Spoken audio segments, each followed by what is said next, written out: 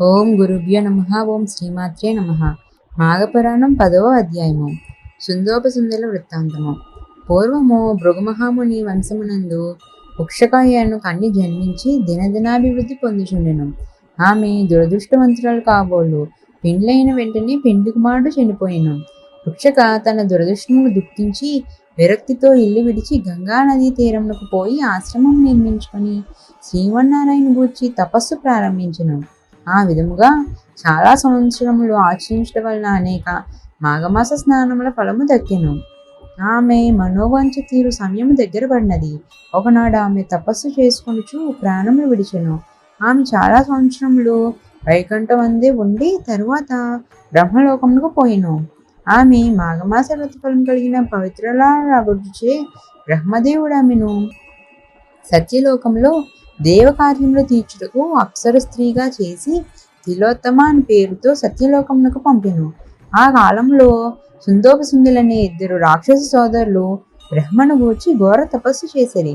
వారి తపస్సు యొక్క ప్రభావమునకు బ్రహ్మదేవుడు ప్రత్యక్షమై, ఓయి నీకేమి కావాలనో కోరుకొనుమని అనగా, స్వామి మాకు ఇతరుల వలన మరణము కలుగుకున్నట్లు వరమిమ్ము అని చెప్పి వేడుకొనగా, బ్రహ్మ అట్లనే ఇచ్చితినని చెప్పి అంతర్ధానమయ్యను.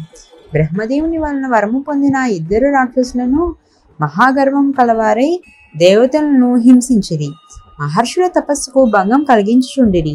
యజ్ఞ యాగాది క్రతువులలో మల మాంస రక్తాదులు పాడవేసి ప్రజలను నానా బీభత్సములు చేయుచుండిరి. దేవలోకమునకు దండెత్తి దేవతలందరినీ తరిమివేసిరి. ఇంద్రుడు మొదలగు దేవతలందరూ సత్యలోకములకు వెళ్ళి బ్రహ్మను వేడుకుని, మహానుభావ, సుందోపసుందులనే రాక్షసులకు మీరిచ్చిన వరములతో గర్వము కలవారై తపస్సాలను బాధించుచు దేవలోకమునకు వచ్చి మమ్మ అందరినీ తరిమి చెరసాలలో పెట్టి నానా బీభత్సము చేయుచున్నారు. కాన వారి మరణమునకు ఏదైనా ఉపాయం ఆలోచించమని ప్రార్థించింది. బ్రహ్మ దీర్ఘంగా ఆలోచించి తిలోత్తమను పిలిచి, అమ్మాయి, ఈ సుందోపసుందులను రాక్షసులకు ఇతరులెవ్వరి వలన మరణం కలగదని వరము ఇచ్చి ఉన్నాను. వారు వరగర్వంతో చాలా అల్లకల్లోలం చేయుచున్నారు. కాన నీవు పోయి నీ చాకచక్యంతో వారికి మరణం కలుగునట్లు ప్రయత్నించుమని చెప్పెను. తిలోత్తమ బ్రహ్మదేవునికి నమస్కరించి సుందోపసుందులు ఉన్న అరణ్యమునకు ప్రవేశించెను. ఆమె చేత వీణ పట్టుకుని మధురమైన పాటలు పాడుకొనుచు ఆ రాక్షస సోదరులు ఉన్న నివాసములకు సమీపంలో తిరుగుచుండెను. వీణానాదమును ఆమె మధురగానమును విని ఆ దానవ సోదరులు అటు ఇటు తిరుగునట్లు ఆమెను అనుసరిస్తూ ప్రేక్షకుల వలె వెంటాడుచుండిరి. నన్ను వరింపుమని తిలోత్తముని ఎవరికి వారు బ్రతిమలాడసాగిరి. అంతటా నా తిలోత్తమ, ఓ రాక్షసాగ్రసులారా, మిమ్మలను పెండ్లియాడుట ఇష్టమే. మీరిద్దరూ నాకు సమానులే. నేను మీ ఇద్దరి ఏళ్ల సమాన ప్రేమతో ఉన్నాను. కానీ ఇద్దరిని వివాహమాడుట సాధ్యం కానిది. కానీ నాకు ఒక కోరిక ఉన్నది.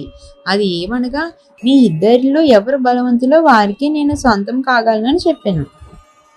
ఆమె మాటలకు సుందోపసుందులకు పౌరుషములు వచ్చినవి.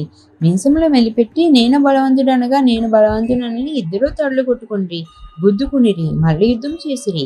మీకు పట్టుదల వచ్చి గదులు పట్టిరి, మద్దరాలనెత్తిరి, దెబ్బకు దెబ్బ కొట్టుకుని చుండిరి. వారి పోరాటము 2 పర్వతాలు ఢీకొన్నట్లుగా ఉన్నది.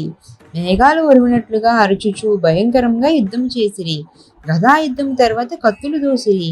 ఆ కత్తి యుద్ధంలో ఒకరి ఖడ్గము మరొకరికి తగిలినందున 2 తలలు తిగి క్రింద పడినవి. ఇద్దరూ చనిపోయిరి. తిలోత్తమును దేవతలు దీవించిరి. ఆమె బ్రహ్మగడకు పోయి జరిగినదంతా తెలియపరచగా బ్రహ్మ సంతోషించి, తిలోత్తమ, నీవు మంచి కార్యము చేసితివి. నీ వలన సుందోపసుందులు మరణించిరి. నీకు ఈ బలము వచ్చుట కారణము నీవు చేసి ఉన్న మాఘమాస వ్రతఫలమే గాన నీవు దేవలోకమునకు వెళ్ళుము. దేవతలు నిన్ను గౌరవిస్తారు. అచ్చట అప్సరులు అందరికంటే నీవే అధికురాలవదు అని పంపినాం. ఇంతటితో మాఘపురాణం 10వ అధ్యాయం సంపూర్ణము. మరెన్నో పురాణాలు, ఇతిహాసాలు తెలుసుకోవడం కోసం మా ఛానల్ని సబ్స్క్రైబ్ చేసుకోండి.